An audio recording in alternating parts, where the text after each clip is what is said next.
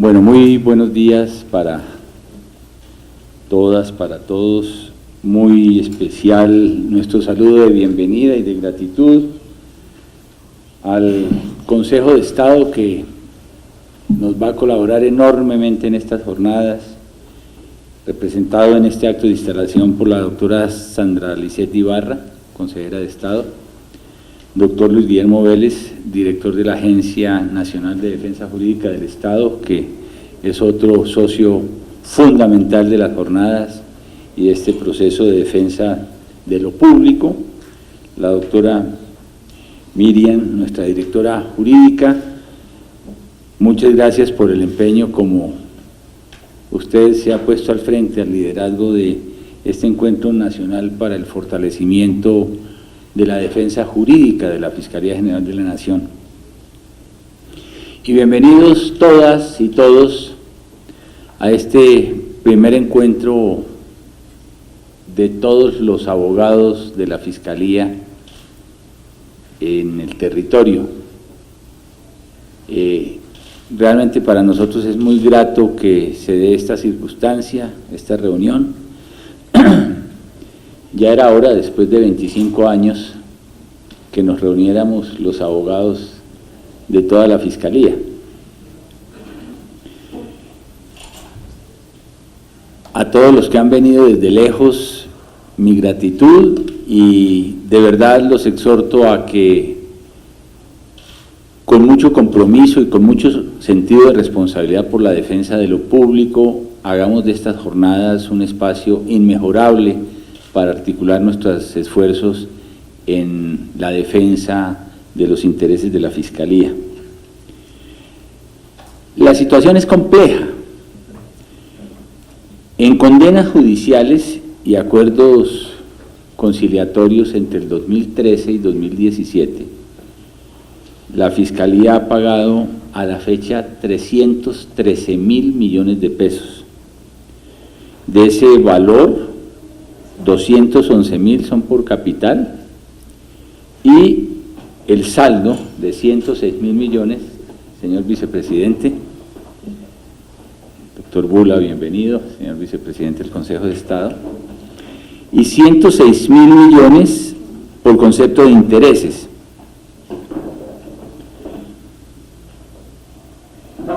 Sin embargo, el valor que adeuda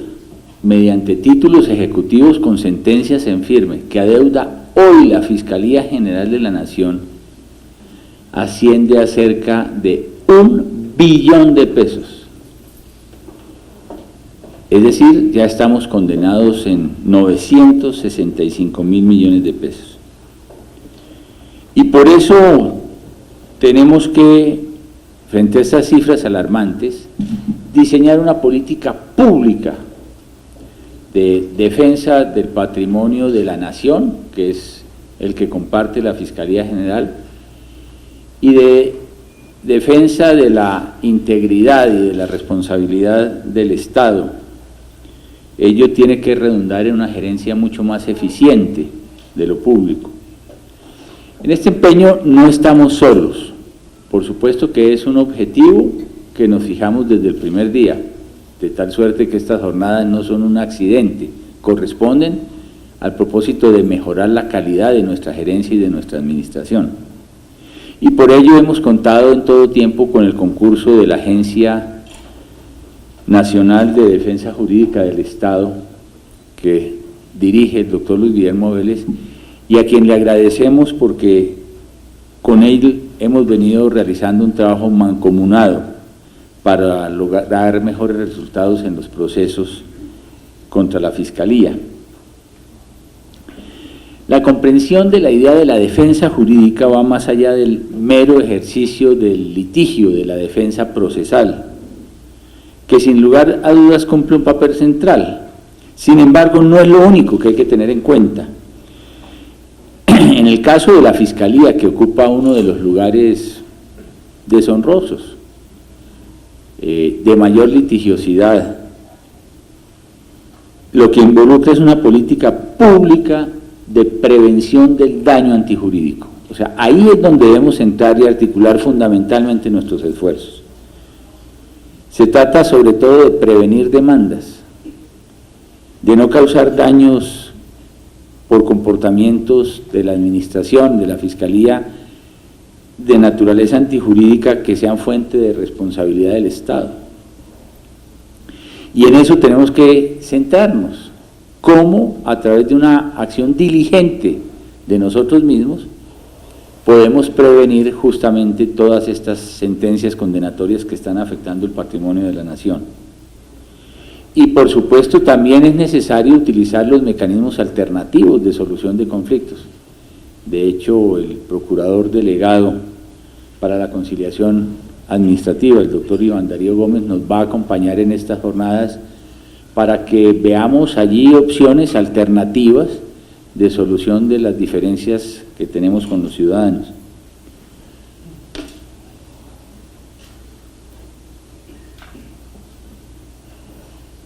En la medida en que la Fiscalía y el Estado en su conjunto sea mucho más proactivo, pero refiriéndonos a nuestra actividad, la Fiscalía sea mucho más activa, ese letargo de 2.200.000 causas criminales acumuladas que son un pesado fardo que llevamos a cuestas, que no hemos podido tramitar y que crecen continuamente. En la medida en que la Fiscalía esté más del lado de los ciudadanos, le estemos haciendo seguimiento a las noticias criminales, produzcamos muchos más resultados, como en efecto lo estamos haciendo, como lo veíamos esta semana pasada en la reunión de directores que llevamos a cabo en la ciudad de Villavicencio, donde por primera vez estamos a punto de llegar al 25% de tasa de imputación en la Fiscalía, cuando hace apenas un lustro estábamos por debajo del 20%. En la medida entonces en que entendamos las responsabilidades cabalmente que le corresponden a la Fiscalía, pues habrá un mayor riesgo de litigiosidad y por eso tenemos que actuar con un carácter mucho más preventivo y de responsabilidad para prevenir esos daños antijurídicos. Tenemos que organizarnos seriamente, responsablemente en esa defensa. Y esa es la razón de ser de estas jornadas. Hablábamos con la doctora Miriam que si alguna vez nos habíamos sentado a hablar con nuestros representantes, nuestros procuradores judiciales en las 35 direcciones seccionales, y ella me manifestaba que no, y veíamos la urgencia de articular esfuerzos, de conocer las necesidades que ustedes tienen en la región, porque si están desprovistos de los apoyos suficientes desde el punto de vista conceptual, dogmático, para asumir esa defensa jurídica, y adicionalmente para tener esas herramientas que les permitan hacer el seguimiento mismo, material de los procesos, pues mucha más compleja va a ser la actividad que a ustedes se les ha confiado. Hay un elemento central en este tema de la responsabilidad del Estado que está asociado a la visión de la jurisprudencia sobre el tema de la responsabilidad. Y por ello celebro y agradezco muy sinceramente al Consejo, que es nuestro faro en materia jurisprudencial desde la perspectiva de la responsabilidad del Estado, que nos haya querido acompañar en esta jornada de 2 días, y por su conducto, señor vicepresidente, doctor Bula, quiero agradecerles a todos ustedes que nos han querido asistir en este empeño, pero sobre todo que puedan abrir sus oídos para escuchar el clamor de una institución como la Fiscalía General de la Nación, que tiene una visión en la defensa de lo público que es importante que se incorpore en las discusiones jurídicas que llevan a cabo en los debates de cada una de sus salas en los términos de discernir la responsabilidad de las entidades públicas y en particular de la Fiscalía General de la Nación. A julio de este año, señor vicepresidente, nos han sido notificadas ya 15.596 demandas derivadas de la responsabilidad por la presunta privación injusta de la responsabilidad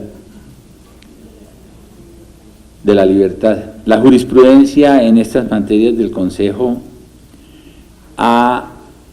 tenido 4 momentos, y debo decirlo que con la jurisprudencia vigente, sobre todo con las 2 últimas jurisprudencias, se ha animado, se ha alimentado una mayor litigiosidad en busca de la responsabilidad pública del Estado, de la Fiscalía. En un primer momento, el Consejo de Estado aplicó un modelo de responsabilidad subjetivo, basado en el error judicial. Palabras más, palabras menos, el demandante lo que debía probar era un error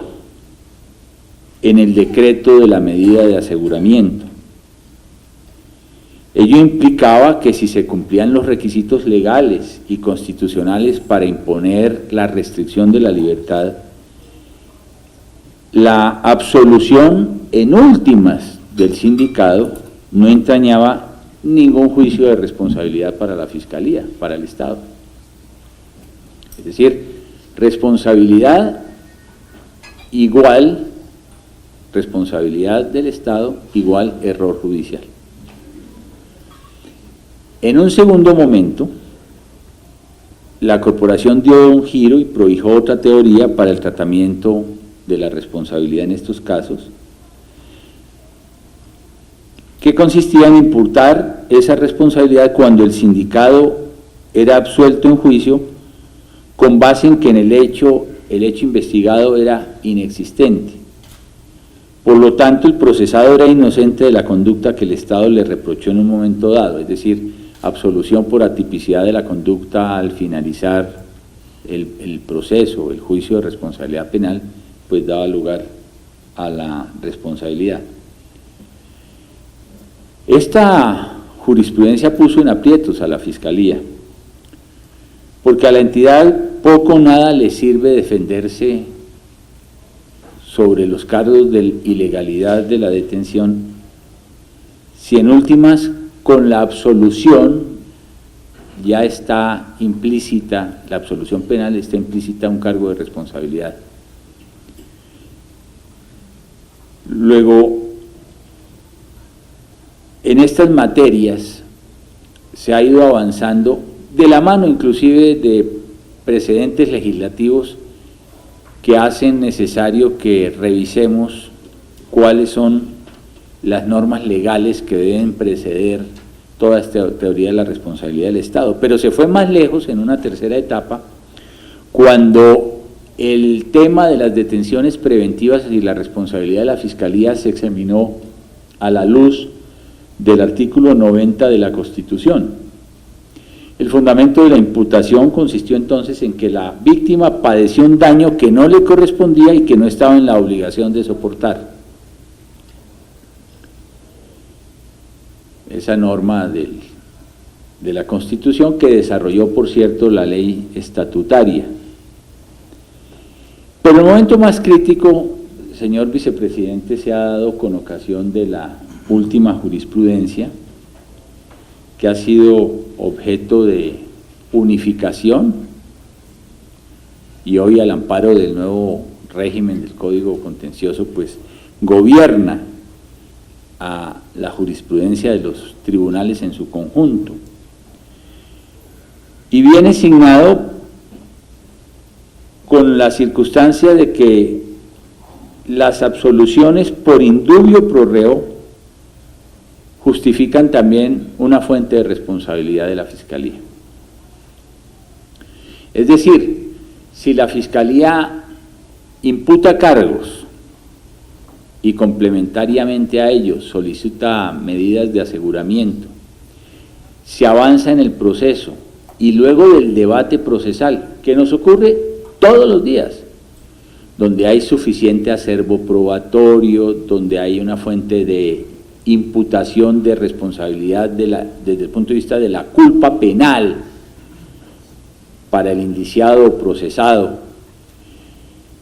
Pero al final, por ese principio estructural de la defensa de las libertades y de los derechos fundamentales propios de un Estado social de derecho, el juez concluye que hay una duda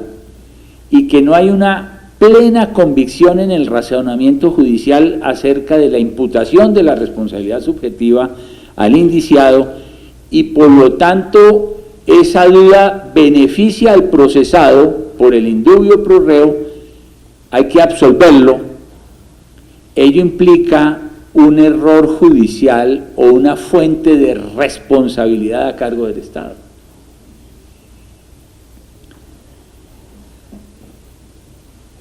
Al cabo de la apretada jurisprudencia a la que me he referido, aquí estamos. Hemos llegado pues a un punto en el cual el Estado tiene que responder por detención injusta cuando el sindicado no cometió la conducta, el hecho no existió, cuando el procesado el comportamiento del procesado no constituye delito, y si el condenado, el sindicado es absuelto por duda judicial. Esto no es distinto ya a estas alturas entonces a una fuente de responsabilidad objetiva que realmente está poniéndonos contra las cuerdas y que es una fuente muy grave, no solo en la aproximación a esta problemática como se hace permanentemente de crisis fiscal. Esto puede comprometer, si las demandas como las hemos cuantificado ascenderían hoy a 40 billones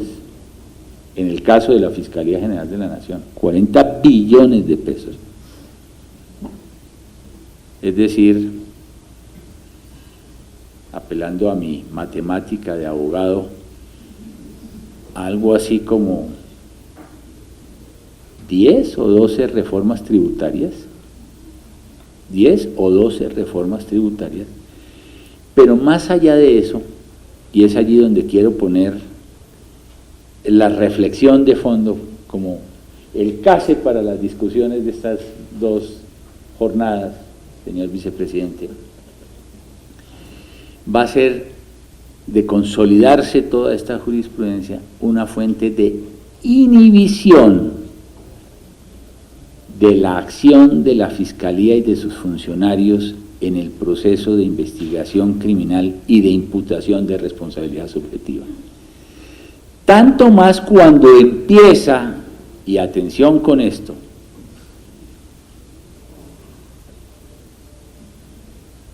a expandirse esa fuente de responsabilidad institucional ad latere a una responsabilidad subjetiva del funcionario o servidor público que es el fiscal delegado, fiscal seccional, fiscal local, fiscal delegado ante el tribunal, que puede ser llamado en garantía o, como ya tenemos precedente jurisprudencial, después de la condena, en la condena misma se ordena repetir contra el funcionario público. Y claro, no puede pedírsele nada distinto al funcionario que entonces sea supremamente conservador, no solamente por el respeto a las libertades individuales, que es la ratio fundamental en el juicio de proporcionalidad que tiene que hacer el servidor judicial al momento de pedir una medida de aseguramiento, sino justamente en defensa de su propio patrimonio.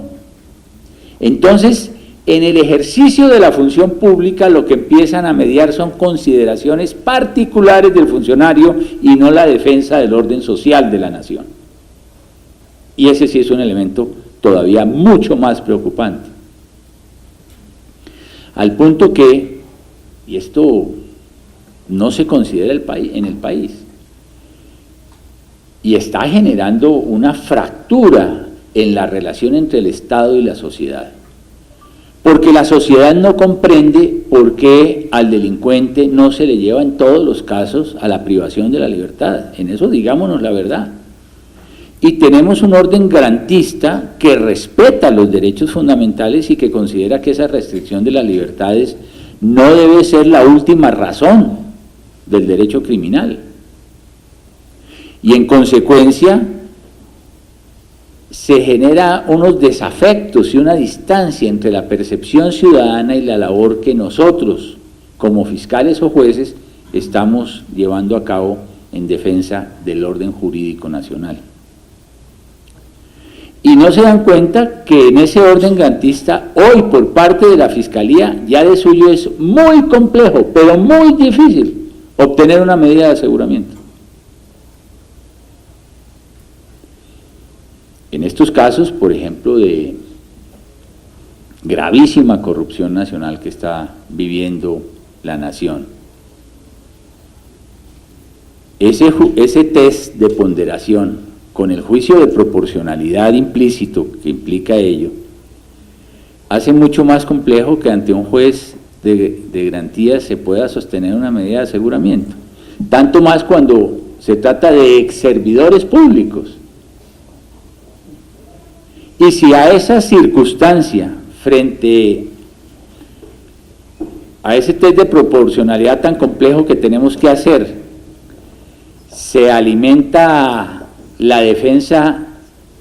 del interés individual del fiscal al momento de ir a solicitar medidas de aseguramiento, estaremos en presencia de algo mucho más complejo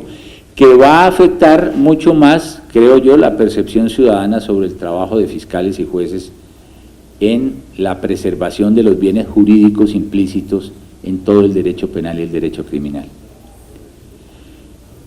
Así pues, que tenemos una convocatoria fascinante en estos 2 días para que hagamos un ejercicio de cómo debemos abordar la defensa de lo público, cómo a la luz de la jurisprudencia, cómo nos puede conducir el Consejo de Estado a ser mucho más eficientes en esa tarea, porque el Consejo de Estado es una expresión del poder público que no solamente ejerce jurisdicción en esas relaciones entre el Estado y los particulares, sino que en su prístina concepción ha sido un órgano de asesoramiento, consejo y consulta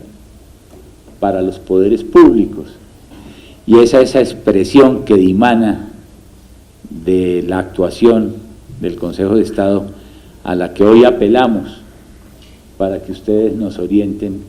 en este propósito. Así es que les deseo la mejor de las suertes en estas jornadas académicas. Estoy seguro que van a ser muy, pero muy provechosas. Estoy muy agradecido y le renuevo nuestra gratitud entonces al Consejo de Estado, a la Agencia de Defensa Jurídica del Estado y por supuesto, ya lo habíamos hecho, doctor Iván, a la Procuraduría General de la Nación, porque su acompañamiento en los métodos alternativos de solución de conflictos puede ser muy útil para que también sea este un valioso instrumento en la defensa del patrimonio colectivo. Muchas gracias a todos.